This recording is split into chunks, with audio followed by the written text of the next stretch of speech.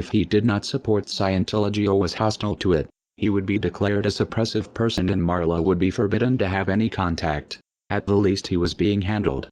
As this video shows, Kent Snyder worked regularly and closely with CCHR, actively promoting legislation favorable to them.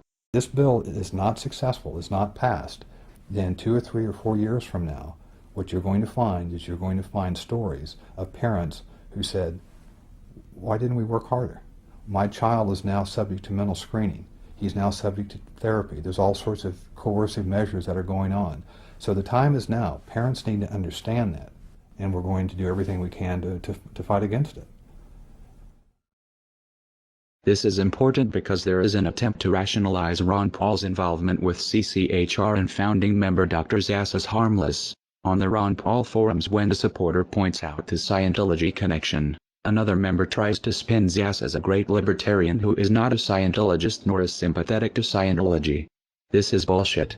CCHR is a branch of Scientology and SZAZS co-founded it.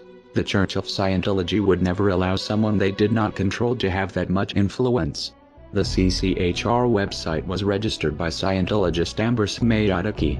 Most of the board are Scientologists. Zass denies being a Scientologist. A representative writes, sharing this battle does not mean that Dr. Zass supports the unrelated principles and causes of any religious or non-religious organization. This can be true working with most organizations, but as we have shown, Scientology does not work this way. You are either for Scientology or you are against it. Whether SZAZS himself believes in Xenu is irrelevant. What is relevant is Scientology considers Zass non-hostile and therefore successfully handled. Kent Snyder may have something in common with Lisa McPherson. His involvement with the cult might have killed him. Like Zass, Scientology believes in an extreme version of personal responsibility. That disease is a result of body thetans and it is the Scientologists' fault for not trying hard enough to clear them. If they did, goes the theory, they would be free of disease. Zass doesn't push body thetans, but he does promote a dangerous distorted idea of mental illness that has the same potential effect, discouraging people from getting help because according to him any problems they have are imaginary. The CCHR was created in 1969. Founded by the Church of Scientology and by famous renegade psychiatrist Dr. Thomas Zass. From day one, most or many of the senior leadership of the CCHR have been Scientologists. And for Zass, and of course this has been taken on big time by Scientology, therefore mental illness is not real illness. It is possible Kent Snyder's untreated illness and death was a result of adopting the Scientologist beliefs that his illness was his fault or not real. It would explain why he had no health insurance. Many Scientologists don't.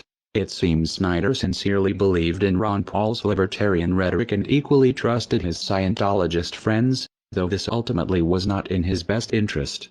A further question arises. How many of Scientology ideas are influencing Ron Paul's campaign for liberty through CCHR and Zass?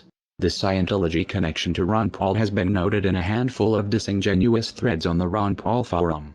They are disingenuous because they ask questions a Google search can answer in seconds, yet few people link to these results.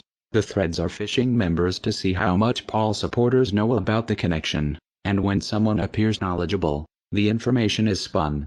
In one of these threads, Scientologists in Clearwater are praised for organizing one of Ron Paul's events in 2007. The writer clearly doesn't understand the significance of saying Scientologists and former Scientologists are involved. It's possible he is confused or misinformed. It's also possible Scientologists are lying about no longer being in the church. It would be a glaring anomaly that, everywhere else former Scientologists are considered SPs to be shunned by current members, except for those working on the Ron Paul campaign. More likely Scientology finds it expedient to muddle the connection by having members involved avowed they are former Scientologists. Since most Paul supporters don't know the first thing about Scientology or how to check the information, Ron Paul's campaign manager Kent Snyder had a close working relationship with the Scientology group CCHR from at least 2005. Snyder worked closely with Scientologists at the same time he worked in politics to make Ron Paul the household name he is today. Snyder helped push legislation favorable to Scientology. To do this he made PR videos approved by CCHR. In turn CCHR supported and promoted Ron Paul's presidential candidacy, most blatantly in the pay-to-play luncheon on November 28, 2007, the day of the debates. Campaign donation records from Clearwater, Florida show some members, Ron Paul personally met and talked with these people who collectively donated at least $19,000 that afternoon to his campaign. Ron Paul knew they were CCHR. It is implausible, working as closely with CCHR as he had. Paul did not know he was for all purposes working with Scientology. Another fact not as well known. In 2002 Ron Paul won the Thomas S. Zass Award as a tireless defender of individual freedom. That puts Ron Paul's personal association with Scientology back almost a decade.